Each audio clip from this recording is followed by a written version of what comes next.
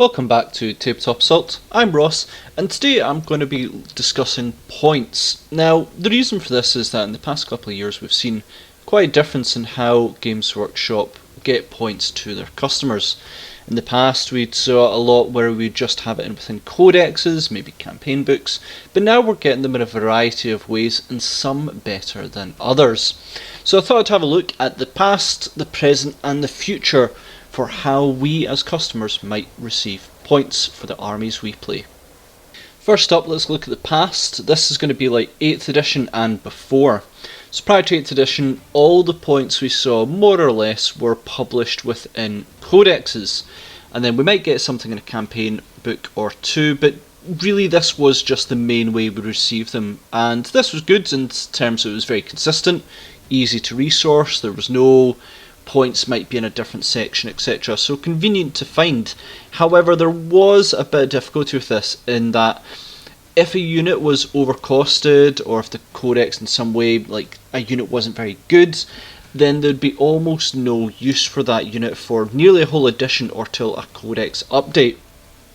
I remember specifically, I think it was one of the Drukhari codexes that came out, might be in the start of 7th edition or 6th edition, I can't remember, but I remember when the Drukhari Codex came out and I was a bit disappointed in it, and that basically spelt doom for, I knew at that point it spelt doom for a very long time. Now, with the way we get things, that is no longer so much of an issue, but back then, if you were a bit disappointed in a codex, then that was kind of it until the next codex or rules came out. 8th edition brought change. At the beginning we had the indexes. Now the indexes were quite interesting because it contained, there was a variety of books, but they contained nearly all the points and the data sheets for various forces. As you can see, there was 5 in total. Now this was mainly on a practical sense because the game went through huge changes in terms of stats, simply that the previous codexes used were unusable. So it was very interesting to get these indexes, but overall they were very simple and quite useful in that sense. So for points it was easy to resource. When it came further on in 8th edition, we then got codexes, which became sort of the main line, and then we got chapter approved, which went through a couple of iterations. I believe originally they just had the points that they changed, and then towards the end they just ended up posting everything inside them, which was quite useful. And then in the big FAQ we would see some more. Now that we are in 9th edition, how have we received points through this edition so far? So we saw some pretty big changes in how we work out points. Chapter approved in this edition came in a very smaller book with almost every point inside it, which was very useful. Bar, I think, Forge World. I think there was Forge World stuff in it, but Forge World's got a complete update in its own book as well. So that was quite good because Forge World really hadn't had a change of day sheets in the entirety of 8th edition, so it was good to have the new data sheets and a book for that for the points as well. But generally that's how we opened up 9th edition. This was very convenient, having the points all in one place. Codexes of course came out afterwards, and they had all the updated points to reflect new data sheets, which again is kind of the standard. We then also got news of the app. Now this was quite important because a lot of people were asking for an app or a similar, mainly, well, no, some were and some weren't, because there was third parties that did a very good job of this, and then there were some that wished that Games Workshop would do an official version as well. It has proved a little bit contentious due to a number of factors, main being price point and quality.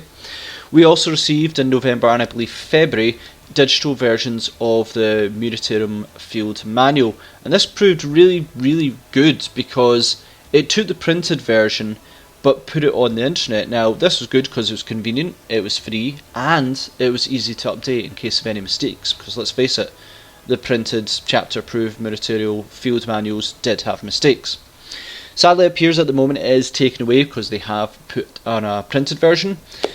Now, I do think it will come back. Eventually points will become so changed that they'll realise the chapter approved are completely out of date, and they'll probably make the digital version back once codexes come out to then reflect all the changes that have been there. But the key to this digital one was it was simple. If there was a problem they could change it easily, and it was easy to find. Now with these various versions of how to update points. I'm going to talk about them individually and how I see they are going to progress in the future.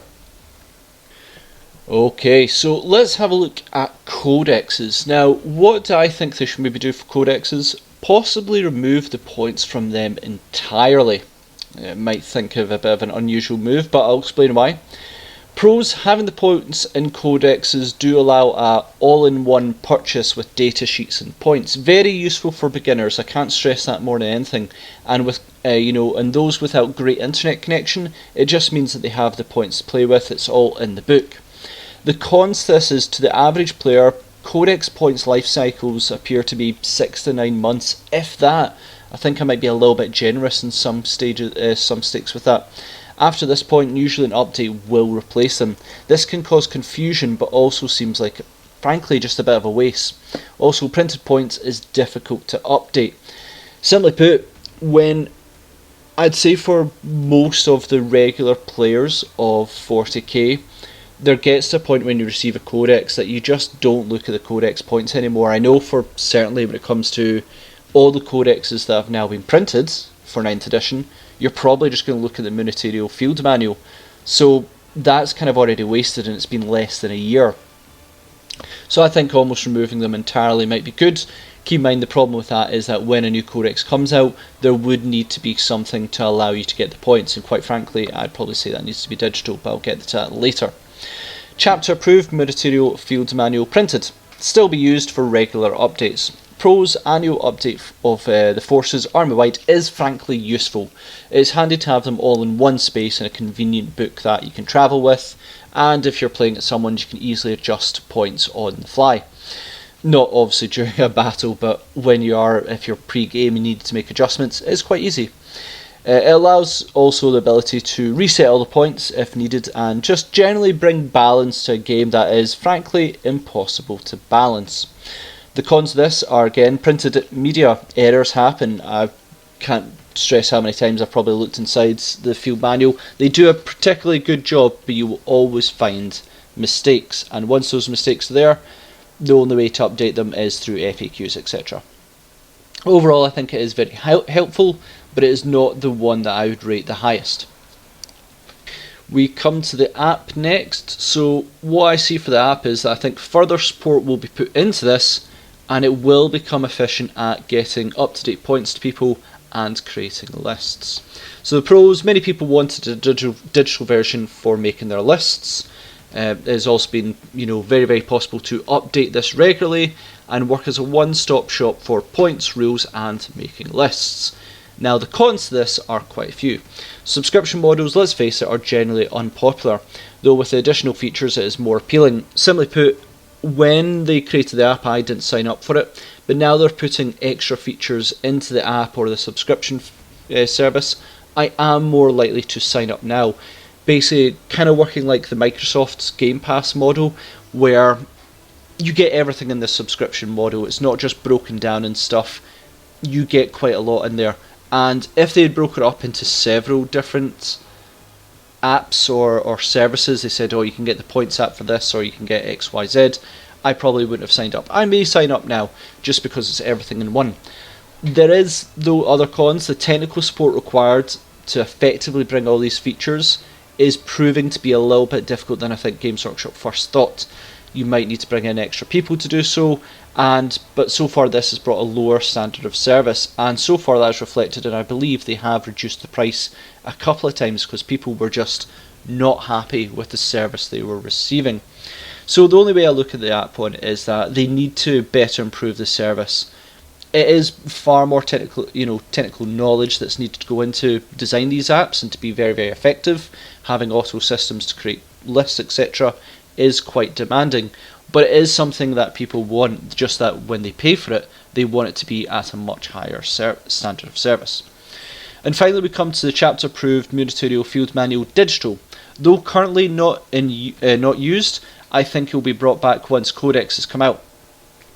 The process is it's easy to find, easy to update, and it was free as well on Warhammer Community. The key is that it was simple. The con: Games Workshop did not make money from it. I didn't say all the cons had to be for the consumers. Simply put, this was just a PDF on their website with the points. Was there points that were wrong? Cool. I imagine that changing that would have been literally a couple of minute job. Well, I don't know on that technical side, but simply put, they could have the raw file, change it, export to PDF, get it onto the website. Easy to update. The app is a little bit more difficult because I imagine there's technical knowledge. There is also, when you're list building, there's auto things, and I know when you have auto parts to documents, making a change then affects other parts. This was just a PDF with all the points in one place. Very, very convenient. When that came out, I believe the first version of it was in November, and then there was an updated one in February. I just looked at that for points. I went on the Games Workshop website, went to Warhammer Community, and there was my points, and there's how I list built. That's kind of how I did it. I'm a bit annoyed it's not there at the moment just because it was so helpful, but I think it will come back. It was simple, it was easy, and it was useful. So that is it for my look on points. Maybe a bit of a duller topic today, but it's one I think that is quite important. There have been a lot of experiments going into the past 5 years of how we as customers receive the points. It used to be a given that it was in a printed media, but now we're seeing a number of different ways. And I'm really trying to think what is the most advantageous for customers as possible, that we get the value for money we want, because let's face it, that can sometimes be difficult. So I wanted to talk about it. I'm really interested in what people think. Is, the app the way forward, that the subscription model is the number one way? Is printing an annual book obviously the most helpful, or is it just have them on the website? Frankly, I think the one that I would like to see is strip them from codexes, and then when a codex comes out, either the store will print out a version for you if you don't have a very good internet connection, or you can just refer to the internet website itself. I just find those pages for the first couple of weeks, maybe months, that they're useful. After that, a complete waste of time, and I think that kind of annoyed me, maybe more than it should have. So thanks again for listening. Please comment, share, like and subscribe. Always interested to hear what people have to say on the videos I make. And also check us out on social media, see any upcoming projects that we are working on. I know that I'm working on Astra Militaire. I'm hopefully going to be finished with them soon and move on to a new project because I'm quite looking forward to a change. Thanks again, and we'll see you on our Tabletop Assault Battle Report.